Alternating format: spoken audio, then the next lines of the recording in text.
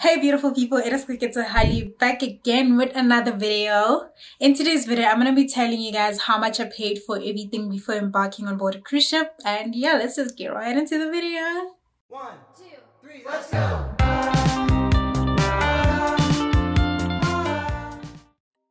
So the first thing I had to pay for was my visa, and the C1D visa at that time, it was around about 2,650.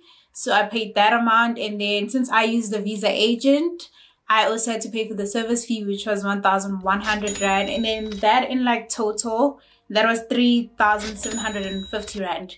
The next thing that I had to pay for was my STCW training, which I actually did a vlog about the whole experience. It was full on 11 days, and I did my training in Durban, which also I had to like book hotels and stuff, so that was actually more money. But yeah, my training was in Durban, and it was 11 days, and I paid 5,500 rand for that. And we did get reimbursed later on, so the money didn't come from the company though. The STCWs, it depends on where you do them, but where I did my STCWs, they told me that the South African government pays for such trainings if like they see that, oh, our youth is employed or something like that. So that's where we got the money back from. But I don't know if that's still valid right now, but that's what happened with me. So I got my 5,500 rand back. The next thing that I had to pay for was my cruise ship medicals. I feel like this was a lot, but also it was because I went to different places, since I was looking for a doctor and I couldn't really find a doctor in Joburg. So I had to a lot of doctors that I found, they were based in Durban or Cape Town. So they did have like days where they come to Pretoria. Some of them have offices in Pretoria. But the problem is when they come to Pretoria, they don't bring like all the equipments that they needed.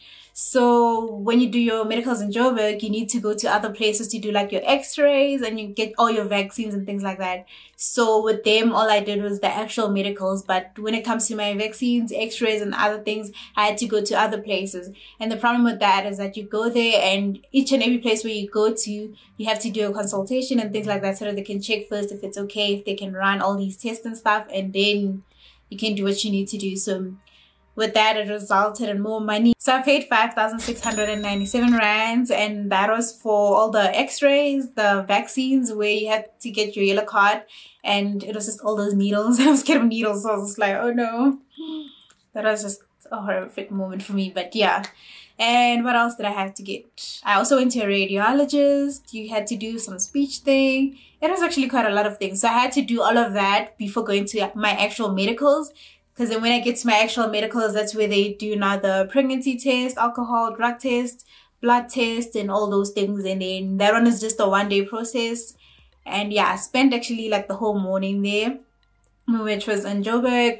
I did my medicals with Shipmate when they came to Joburg. And then for my actual medicals, I paid 4,150 rand. And that was when the Shipmate doctor came to Joburg, and that's where I had to bring all the other medicals that I did, like my x-rays, things from the radiologist, my vaccines and everything. I bring them to my actual medicals day, where I was with Shipmate, and they were taking all the blood tests, drug test. We also did a pregnancy test, and yeah, it was just a lot of tests there. And then yeah, so basically they take everything, and then you get your results delivered to your house after like a week or so. They were very fast, so that was good. But yeah, in total for my medicals, I paid 9,647 rand, and I think that was a lot. It was probably even more because I also had to do extra things like printing a lot of papers and things like that. And they want the papers in full color. So yeah, they always want original documents in full color. So that's another thing that you need to keep in mind. But I didn't add that to my total, so yeah.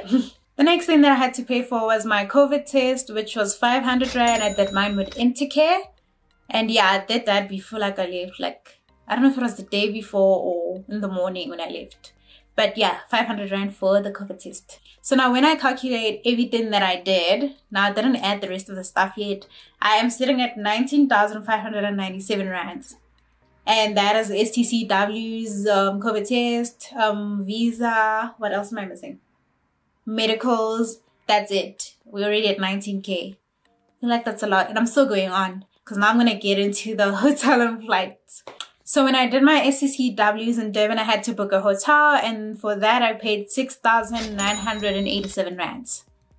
That's already so much, and I'm not counting the Ubers yet. I checked my emails to see if I can find how much I paid for my flight to Durban and my flight to Cape Town. For my flight to Durban, I paid 2,265 rands. And then for my flight to Cape Town, I couldn't really find it at all, so I'm not gonna add that. I also had to go to Cape Town, guys, because I had to go do my visa interview in Cape Town.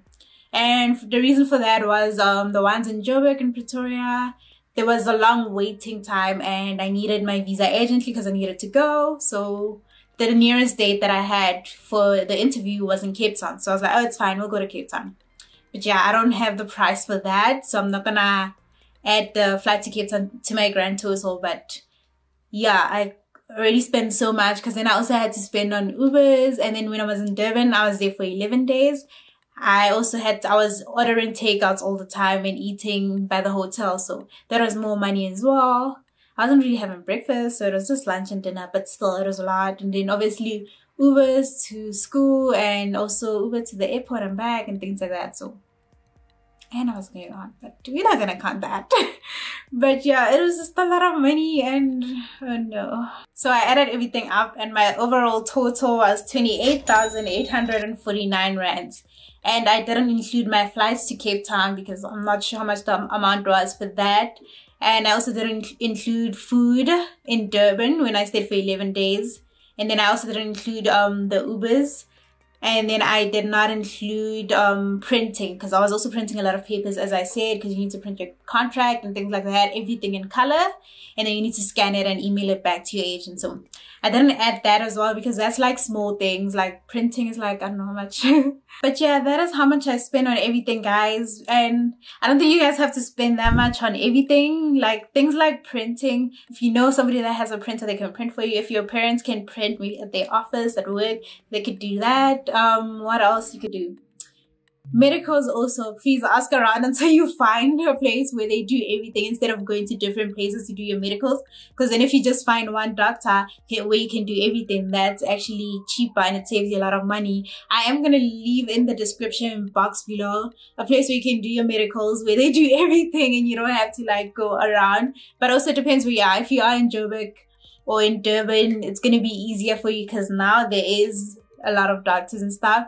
But yeah, I'm going to leave some of the information that I have in the description box below.